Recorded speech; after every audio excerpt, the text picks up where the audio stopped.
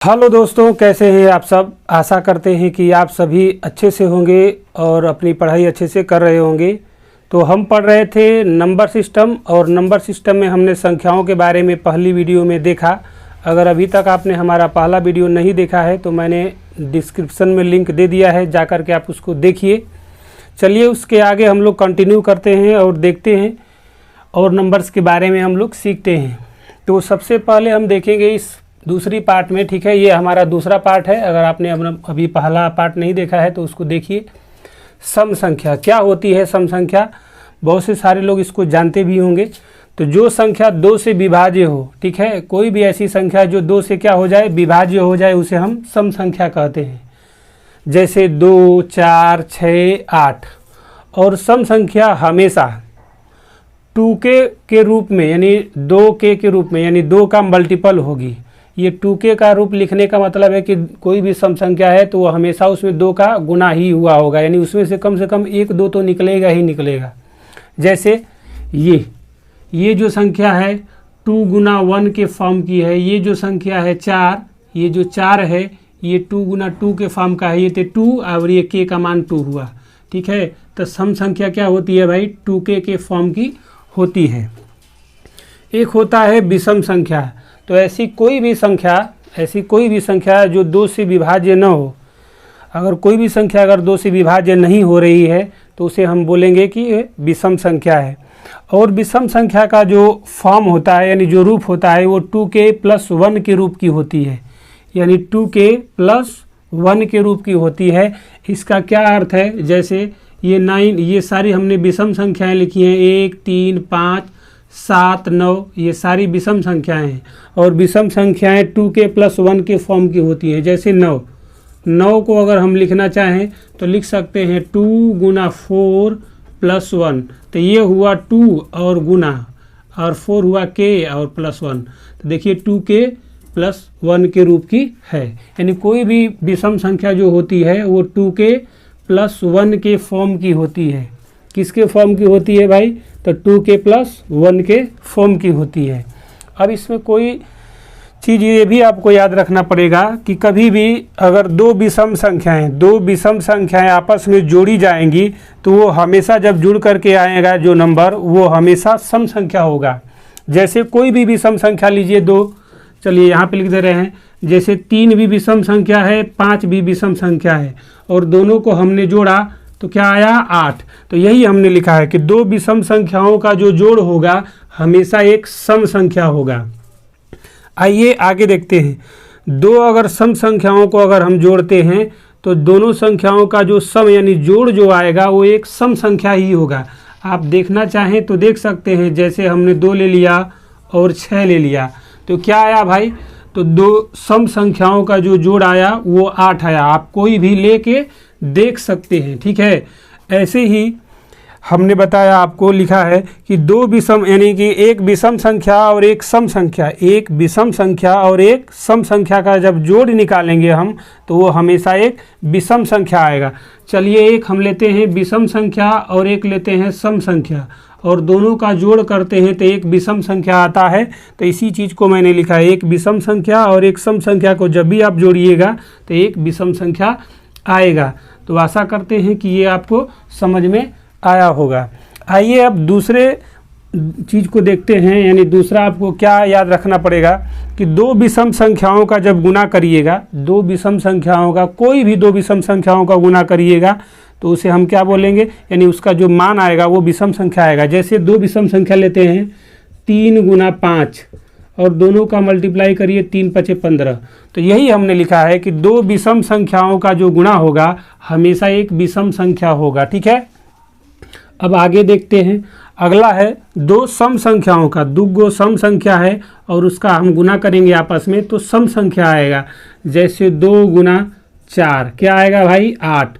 तो दोनों सम संख्याएं हैं, 2 सम संख्याओं का गुना किया तो 8 आया, मतलब सम संख्या आया।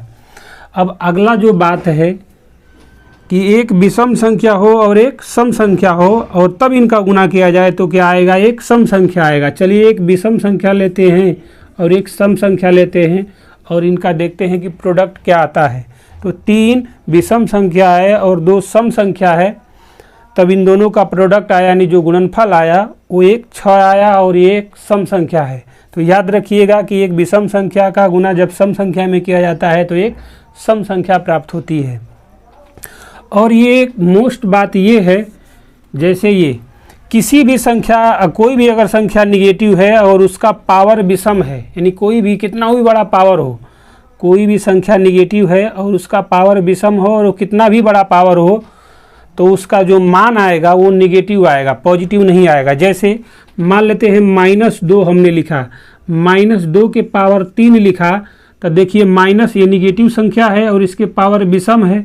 जब इसका 2 के पावर 3 का मान आप निकालते हैं तो 8 आता है, लेकिन अभी हमने बता दिया क्या आएगा, माइनस में आएगा, क्योंकि विषम पावर आप जानते ही हैं कि -2 गुना -2 गुना -2 जब आप करिएगा तो ये आएगा तो 8, minus minus plus, plus minus minus, ये वहाँ से करके आया है। चलिए आगे देखते हैं। अब हम ये आपको बताते हैं कि कभी भी किसी भी नेगेटिव नंबर का अगर आप पावर सम लीजिएगा, किसी भी नेगेटिव नंबर का अगर पावर सम है, इवन है, तो इसका जो मान आएगा, जो वैल्यू आएगा वो हमेशा पॉजिटिव आएगा। जैसे -2 हमने ले लिया और इसके पावर हमने 2 दे दिया, तब -2 एक नेगेटिव नंबर हुआ और इसके पावर 2 जो है एक सम संख्या हुआ। अब इसका जो मान निकालेंगे, 2 के पावर 2 का मतलब तो 4 होता है, और ये आप जानते हैं -2 गुना -2, तो माइनस माइनस तो प्लस हो जाएगा, तो माइनस माइनस प्लस, तो ये आपका नियम है। तो आइए अब आगे हम लोग देखते हैं। तो आइए आगे देखते हैं प्राइम नंबर यानी अभाज्य संख्या। अभाज्य संख्या किसे कहते हैं? तो ऐसी कोई भी संख्या जिसके केवल 2 ही गुणनखंड होते हैं, यानी ऐसी कोई भी संख्या जिसके केवल 2 ही गुणनखंड होते हैं, उसे हम अभाज्य संख्या कहते हैं। या आप ऐसे भी बोल सकते हैं कि ऐसा कोई भी नंबर जो एक और अपने आप से विभाज्य हो, उसे हम अभाज्य संख्या कहते हैं। जैसे आप एग्जाम्पल के तौर पे देखना चाहें तो 2, 3, 5, 7, 11 और 13 क्या हैं? ये सारे अभाज्य संख्याएं हैं और उन सब का केवल 2 ही गुणनखंड होता है या केवल 2 ही संख्याओं से ये विभाज्य होंगे। किससे किससे भाई? तो एक तो 1 से होंगे विभाज्य और अपने आप से विभाज्य होंगे। जैसे 2 को कौन कौन विभाज्य करेगा? तो 2 को 1 विभाज्य करेगा और 2 को केवल 2 विभाज्य करेगा। उसी तरह से अगर 13 की बात की जाए तो 13 1 से विभाज्य होगा और 13 से विभाज्य होगा, और इन दोनों का केवल 2 ही फैक्टर होगा। देख लीजिए दोनों का एक ही, यानी 13 और 1, यानी ऐसा कोई भी नंबर जिसका केवल 2 ही फैक्टर हो, ठीक है, या डिवाइजर हो, उनको हम बोलते हैं क्या? अभाज्य संख्या या प्राइम नंबर। और इसमें कुछ मुख्य बातें हैं अभाज्य नंबर से जुड़ी हुई जिनको आपको याद रखना चाहिए, क्योंकि बहुत बार एग्जाम में ऐसे इनसे सवाल बन जाते हैं। जैसे 2 सबसे छोटी अभाज्य संख्या है। सारे अभाज्य संख्याओं में 2 एक ऐसा नंबर है जो सबसे छोटा अभाज्य संख्या है, ठीक है। 2, और ये भी आपको अगली जो बात है याद रखनी चाहिए और बहुत बार पूछा जाता है कि 2 जो है ना अभाज्य संख्या के साथ साथ एक सम संख्या भी है। तो जो 2 है अभाज्य संख्या के साथ साथ एक सम संख्या भी है। अब 2 को छोड़कर, 2 को अगर छोड़ दिया जाए, यानी अभाज्य संख्याओं के समूह से अगर 2 को निकाल दिया जाए और जितनी भी संख्याएं अभाज्य संख्याएं बचती हैं, 2 को निकालने के बाद जितनी भी अभाज्य संख्याएं बचती हैं वो सारी अभाज्य संख्याएं एक विषम संख्या होती है। केवल अभाज्य संख्याओं में 2 ही एक ऐसा नंबर है जो सम संख्या है, बाकी सारी 2 को छोड़कर बाकी सारी अभाज्य संख्याएं जो होती हैं विषम होती हैं। अब आपको कुछ ये भी याद रखना चाहिए कि 1 से लेकर 25 तक जो होता है ना, वहाँ तक 9 अभाज्य संख्या होती है, और 1 से 50 तक 15 अभाज्य संख्याएं होती हैं। 1 से 100 तक 25 अभाज्य संख्याएं होती हैं। कई बार ऐसे ही एग्जाम में पूछ लिया जाता है। 1 से 200 तक 46 अभाज्य संख्याएं होती हैं। 1 से लेकर 1000 तक 168 अभाज्य संख्याएं होती हैं। और इसमें एक बात और याद रखने योग्य है कि जितने भी सारे अभाज्य संख्याएं होती हैं उनमें केवल 3 ही अभाज्य संख्याएं ऐसी होती हैं जो लगातार होती हैं। लगातार होने का मतलब होता है वो समांतर श्रेणी में होती हैं, अर्थमेटिक प्रोग्रेशन में होती हैं, और वो संख्याएं हैं 3, 5, 7। इनके अलावा कोई भी अभाज्य संख्या अर्थमेटिक प्रोग्रेशन यानी समांतर श्रेणी में नहीं होती हैं। तो आप आशा करते हैं कि ये आपको अच्छे से बात समझ में आई होगी। तो आइए अगली संख्याओं के बारे में हम देखते हैं। अब देखते हैं आगे, ठीक है। हम देखेंगे भाज्य संख्या किसे कहते हैं और सभाज्य संख्या किसे कहते हैं। तो आइए समझने का हम लोग प्रयास करते हैं। भाज्य संख्या यानी जिसके 3 या 3 से अधिक गुणनखंड हो। ऐसी कोई भी संख्या जिसके 3 या 3 से कम 3 या ज़्यादा से ज़्यादा तक कितना हो भी गुणनखंड हो तो उसे हम कहेंगे भाज्य संख्या। या आप ये भी बोल सकते हैं कि ऐसा कोई भी नंबर जो कम से कम 3 या 3 से ज़्यादा संख्याओं से क्या हो जाए, विभाज्य हो जाए। या आप ये भी बोल सकते हैं कि ऐसा कोई भी नंबर जो अपने आप से कटे, एक से कटे और किसी अलावे से भी कट जाए तो उसे हम भाज्य संख्या कहते हैं। जैसे 4 मान लेते हैं, 4 है तो 4 किससे कटेगा भाई, 1 से कटेगा, 2 से कटेगा और किससे कटेगा, 4 से कटेगा। तो ऐसा कोई भी नंबर जो 3 या 3 से अधिक संख्याओं से विभाज्य हो जाए तो उसे हम कहेंगे भाज्य संख्या या कंपोजिट नंबर। इसी को हम बोलते हैं संयुक्त संख्या या यौगिक संख्या भी बोला जाता है। याद रखिएगा, भाज्य संख्या को संयुक्त नंबर या आप बोल सकते हैं यौगिक संख्या भी बोला जाता है। कभी कभी पूछ लेता है, क्योंकि सारे एग्ज़ाम में किसी भी सवाल का ज़्यादा से ज़्यादा लैंग्वेज का खेल होता है। और ये भी याद रखिएगा, भाज्य संख्याओं से जुड़े कुछ तथ्य होते हैं कि जो जितनी भी भाज्य संख्याएं हैं उन सारी भाज्य संख्याओं में सबसे छोटी जो भाज्य संख्या होती है वो 4 होती है। सबसे छोटी समभाज्य संख्या जो होती है वो 4 ही होती है, और सबसे छोटी विषम भाज्य संख्या जो होती है वो 9 होता है। ठीक है, ये याद रखिएगा। अब आपसे कोई पूछ दे कि आप बताइए क्या 11 भाज्य संख्या है, तो नहीं, 11 भाज्य संख्या नहीं है, क्योंकि ये 1 से और 11 से कटेगा। और भाज्य संख्या होने के लिए कम से कम 3 गुणनखंड होने चाहिए। जैसे 6 किससे कटेगा, तो 1 से, 2 से, 3 से और 6 से। तो ये जो है 6 भाज्य संख्या है, ना कि अभाज्य। जैसे 4 का जो गुणनखंड होगा 1 होगा, 2 होगा और 4 होगा। तो 4 एक भाज्य संख्या है, ना कि अभाज्य संख्या। 11 एक अभाज्य संख्या है, भाज्य संख्या नहीं है। ठीक है, ये याद रखिएगा। चलिए आगे देखते हैं, आगे समझेंगे हम सभाज्य संख्या क्या होती है। तो देखिए सभाज्य संख्या क्या होता है। तो दो संख्या जिसका एचसीएफ, ऐसी कोई भी दो संख्या जिसका एचसीएफ क्या हो, 1 हो, यानी महत्तम समापवर्तक जिसको बोलते हैं, 1 हो, उसे हम सभाज्य संख्या कहते हैं। या ऐसे कोई भी दो नंबर जिनमें कुछ भी कॉमन ना हो। अगर आप सभाज्य की परिभाषा ये भी देना चाहें तो कोई प्रॉब्लम नहीं है। ऐसे कोई भी दो नंबर जिनमें कुछ भी कॉमन न हो, एक के सिवा कुछ भी कॉमन न हो, उसको हम सभाज्य संख्या कहते हैं। जैसे 2, 1, इन दोनों में कुछ भी कॉमन नहीं, दोनों का मसा 1 ही आएगा। 3, 2, 5, 2, ऐसे बहुत सारे नंबर लिख सकते हैं। जैसे 17, 4, तो 17 और 4 भी एक जो है ना, ये क्या है, सभाज्य संख्या है। अब ये भी आपको याद रखना पड़ेगा, सभाज्य से जुड़े हुए एक तथ्य ये भी है कि लगातार 2 सभाज्य संख्याएं होती हैं। लगातार 2 संख्या जो होती है, यानी लगातार कोई भी 2 संख्या ले लीजिए तो वो दोनों हमेशा सभाज्य संख्या होगी। जैसे 3 के बाद आया 4 तो दोनों लगातार है, और ये दोनों कहलाएंगी क्या, सभाज्य संख्या।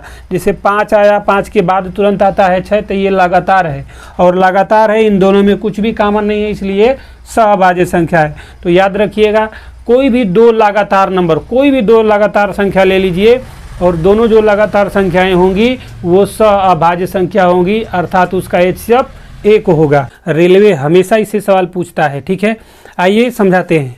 जुड़वा अभाज्य संख्या क्या होती है। ऐसी कोई भी 2 अभाज्य संख्याएं, ऐसी कोई भी 2 अभाज्य संख्याएं जिनका अंतर 2 हो तो उनको हम बोलते हैं जुड़वा अभाज्य संख्या।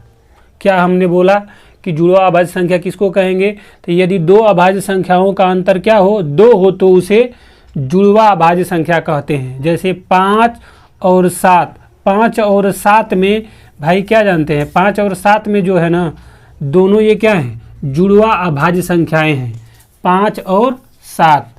आप 3 और 5 भी लिख सकते हैं, ठीक है। तो 3 और 5 भी क्या है भाई, जुड़वा अभाज्य संख्या, और दोनों में अंतर 2 का। 5 और 7, 11, 13, 17, 19, 29, 31, ये सारी जुड़वा अभाज्य संख्याएं हैं। फिर से आपसे बता देते हैं कि ऐसे कोई भी दोनों संख्याएं अभाज्य संख्या यानी जुड़वा अभाज्य संख्या होने के लिए दोनों को अभाज्य होना पड़ेगा, और अभाज्य होने के साथ साथ दोनों का अंतर 2 का होना चाहिए, तो उसे हम कहेंगे जुड़वा अभाज्य संख्या। जुड़वा अभाज्य संख्या में एक फैक्ट ये भी है कि सबसे पहला जुड़वा अभाज्य संख्या जो होता है 3 और 5 होता है।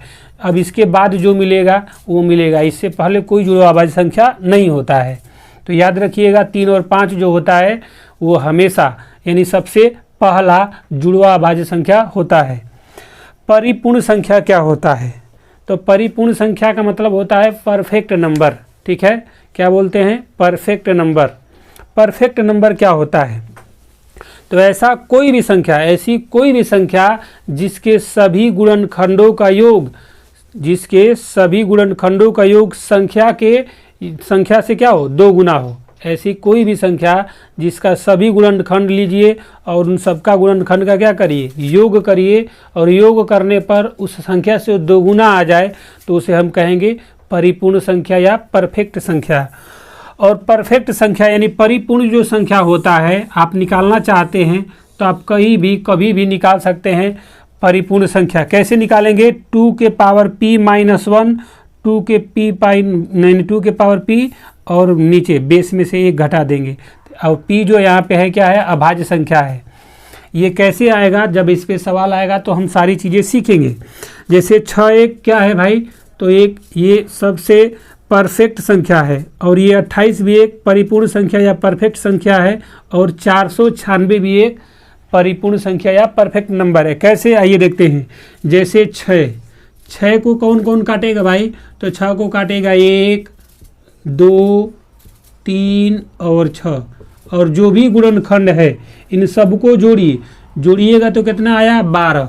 क्या ये जो गुणनखंडों का योग है संख्या से 2 गुना है, और ये तो संख्या है ही, हाँ तो 2 गुना है, तो इसलिए 6 जो होता है एक परफेक्ट नंबर होता है, परिपूर्ण संख्या होता है।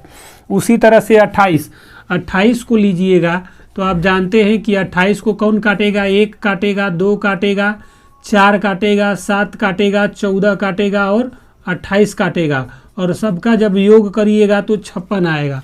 तो 28 भी एक क्या है, परिपूर्ण संख्या है। तो आशा करते हैं कि ये सवाल आपको अच्छे से समझ में आया होगा। और ये रहा आपका, जितनी भी संख्याओं से रिलेटेड आपको प्रश्न आपके दिमाग में चल रहे होंगे वो सारे प्रश्नों का हमने जवाब आपको दे दिया है। अब यहाँ से हम लोग सवाल करेंगे कि इस पे बेस्ड कैसे सवाल पूछे जाते हैं। तो चलिए मिलते हैं आपसे नेक्स्ट अगली वीडियो में, तब तक के लिए गुड बाय, टेक केयर, धन्यवाद, जय हिंद।